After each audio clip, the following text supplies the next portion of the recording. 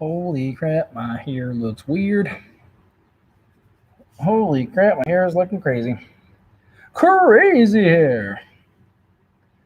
Oh man. Okay, what's up, guys?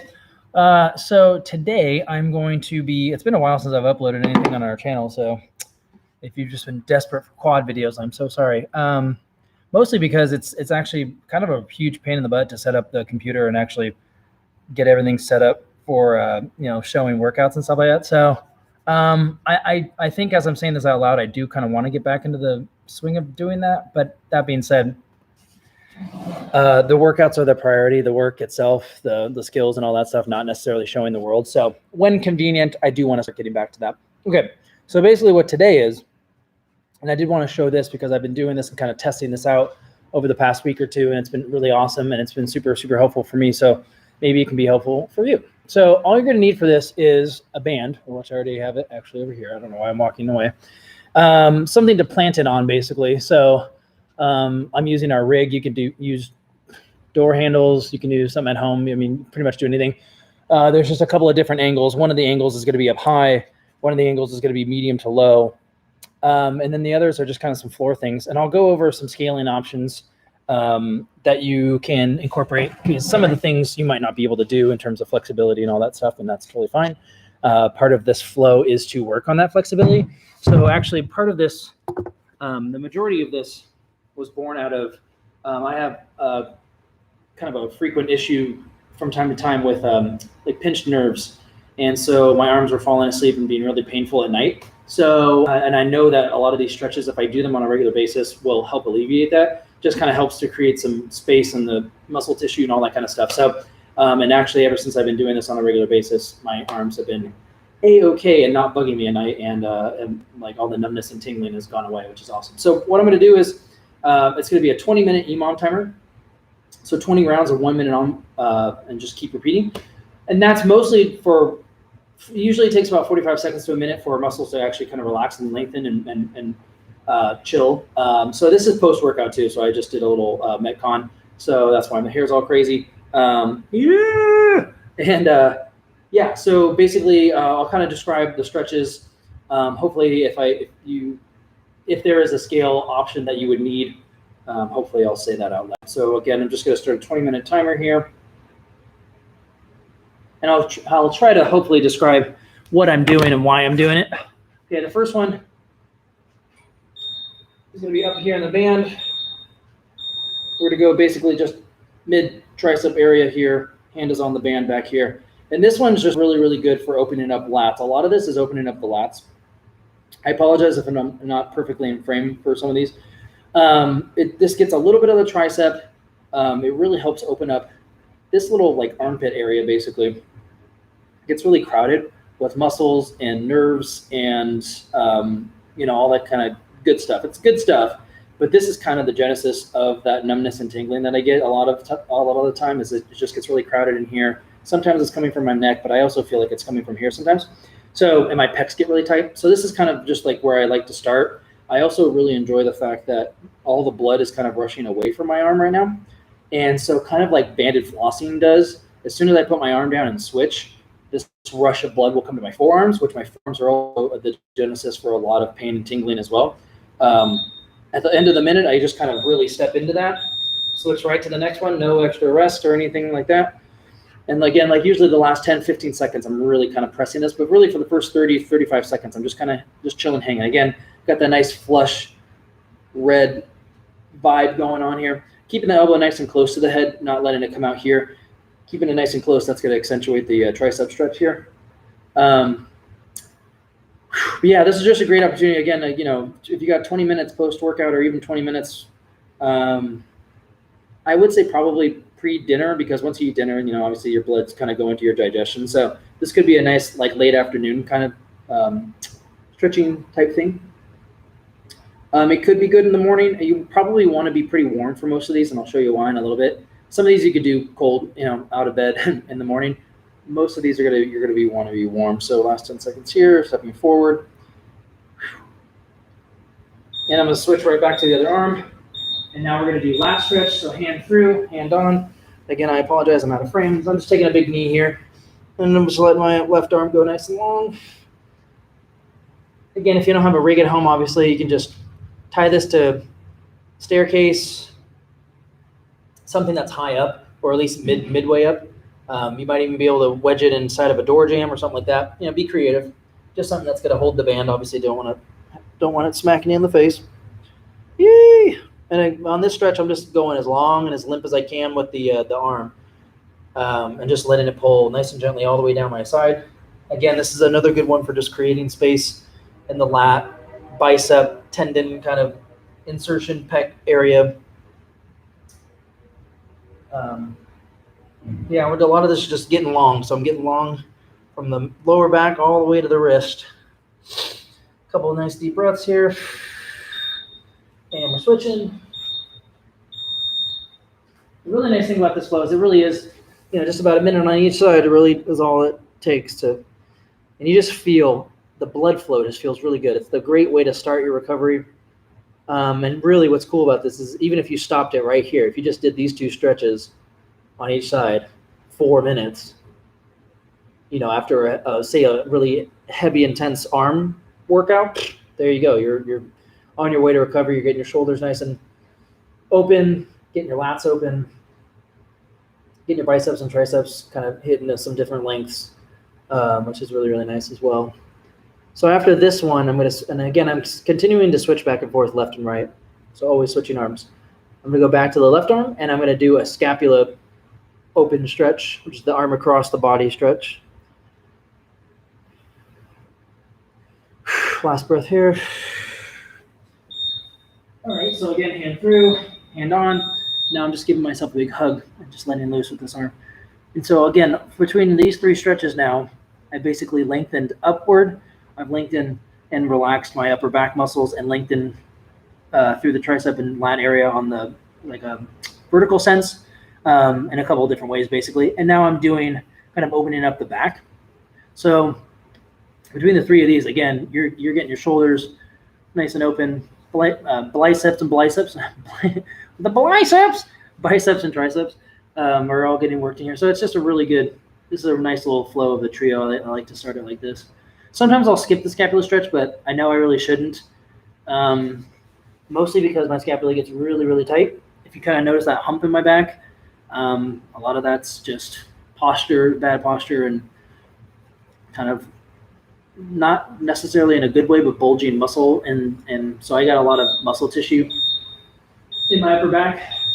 That's kind of problematic if I let it go. So this is actually, now that I'm saying it out loud, no, I should be doing this every single time, because this is a really phenomenal stretch for, as Kelly Starrett calls it, freeing the scapula. And actually, since I've been doing this flow every day consistently, or really only for about a week and a half now, I've definitely noticed that the knots in my upper back and mid back are a lot less. So even after a heavy pull session, dips, or anything like that, it's actually not nearly as bad to help the recovery process, help keep mobility alive, all that kind of good stuff. Okay. Okay. Now what I basically do after this minute, so I've done the 3 stretches, we're in the 6th minute. I'm going to take the band off the top and do some shoulder rotations as I transition the band to the lower part. Okay. Again, everything at this point shouldn't need a scale. All these are pretty straightforward. All right. So I'm basically letting this next minute go, and I'm just going to get as many banded rotations as I can in. Usually aiming for like 5 to 10. Nice and slow. So now that we've got all that length going on in our muscles, I'm just going to continue the blood flow. This is kind of my thought process with this. At first, when I started doing this flow, I kind of let this minute just go. And I was like, well, wow, that's a wasted minute. So now I'm just I've done those 3 stretches, just doing slow and controlled shoulder rotations. And this one specifically really helps with the nerves getting bunched up in my neck and my biceps and my pecs. So this is a really, really good one. Like right now, I feel the tingling in my hands. I'm feeling that kind of, but in a good way. Like it's kind of working through, flossing the nerves just a little bit. So last one here, again, 5 to 10, just nice and slow. Okay, and then I'm basically transitioning the band to here.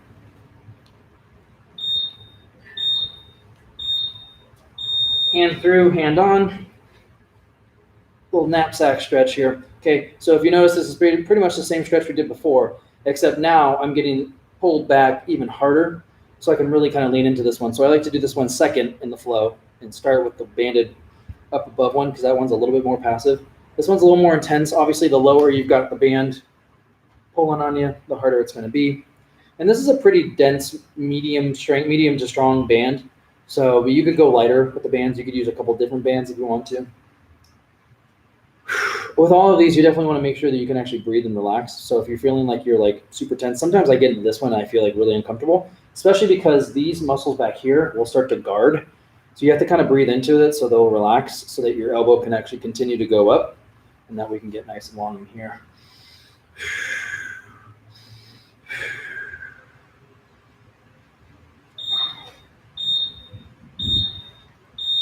The other side, this is my worst side. So this side, I really feel it in here. Oof, oof, oof, right there. So again, but this is actually a really great stretch for the neck because what I'm doing is actually compressing these muscles right here. So they're shortening, okay? So when we're doing lots of, I'm trying to demonstrate with this arm, but when we're doing lots of, say like farmer's carries, your traps are getting lengthened. If you're rolling forward, your neck muscles are getting lengthened. So that's actually what creates the pain, knots, tension, bad posture, all that kind of good stuff. So a lot of this is actually a good reset for all those muscles. And so actually getting compressed in this neck area is a good thing right now because it's just giving those muscles a chance to chill the F out and chillaxing, So after this one, we're taking the band off one more time and we're going to do one more round of shoulder rotations as we transition to the floor. 3, 2, there we go. Okay. So again, we're transitioning the band off. So this is basically our halfway point. That's what's really cool about this flow. So all I've done is some really easy passive stretches. And just kind of finishing the shoulder portion. This is basically, that's what we're doing. We're finishing the shoulder portion. So again, if you've just done this 10 minutes right here, you've just done an awesome flow. We did the high banded tricep lat stretch.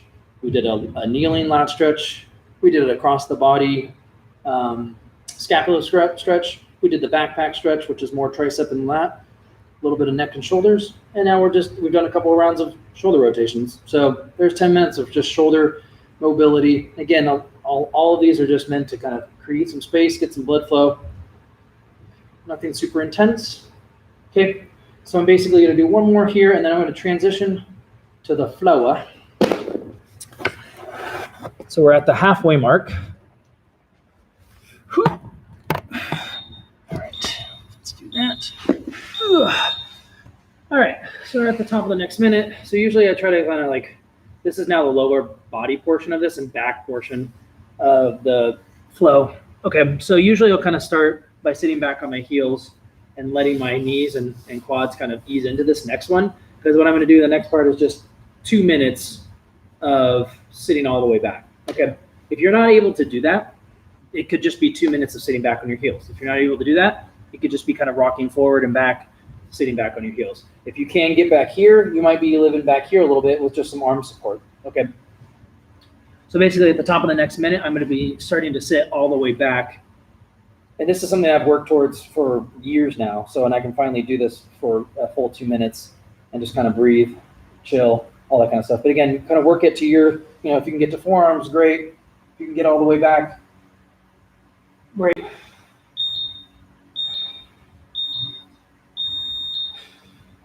So this section now is going to be 2 minutes pretty much for everything. So we're going to do 2 minutes of this stretch, getting a nice big stretch through the abdomen, hip flexors. Again, we are getting some compression in certain areas in the back, and that's actually okay. Again, because a lot of those get lengthened. So say like standing forward folds, we're always lengthening those lower back muscles. Well, now they're actually getting compressed. So that's okay. As long as we're kind of evening it out throughout the day, which I do a lot of standing forward folds, it's all groovy. But obviously getting a nice big stretch in the knees, the quads, the hip flexors, abdomen. This is really great after a lot of GHDs, a lot of ab work. I'm kind of just breathing big tummy breaths. I'm just letting my belly go, all that kind of good stuff, and just relaxing. Obviously, I've got my feet kind of relaxed underneath me as well, so I'm getting a nice good lengthening in those front calf muscles as well. Whew, we're just chilling. We got 1 minute down already. That's the good news. It's a lot easier when I'm talking to you guys. Whew.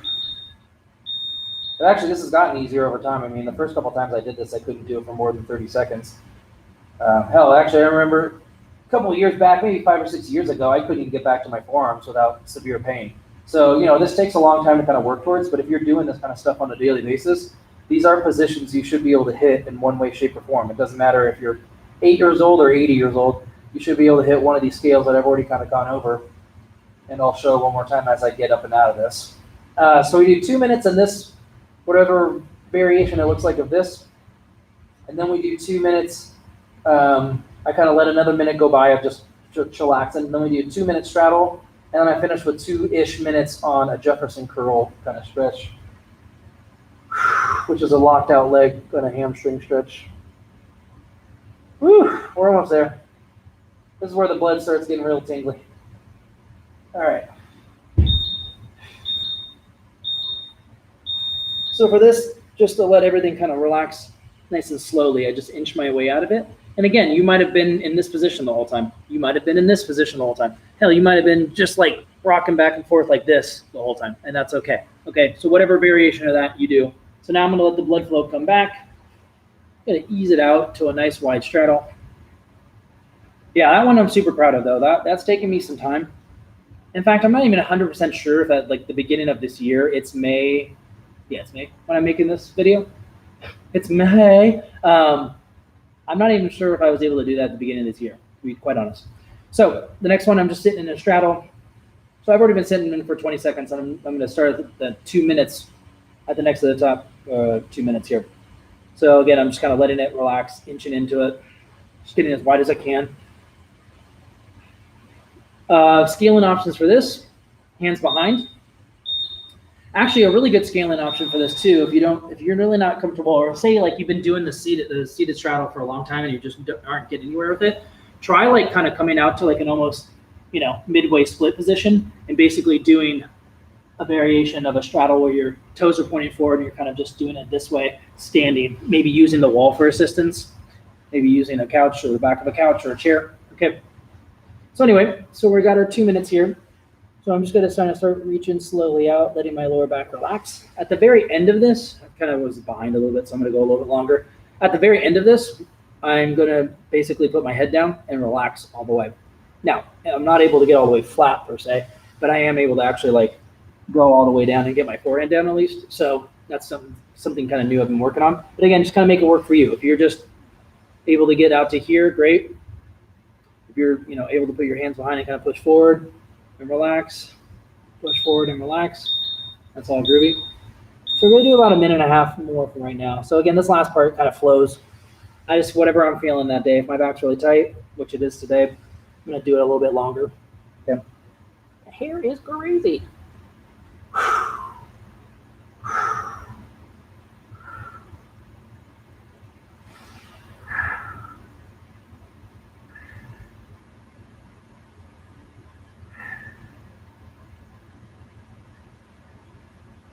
Now I'm just breathing.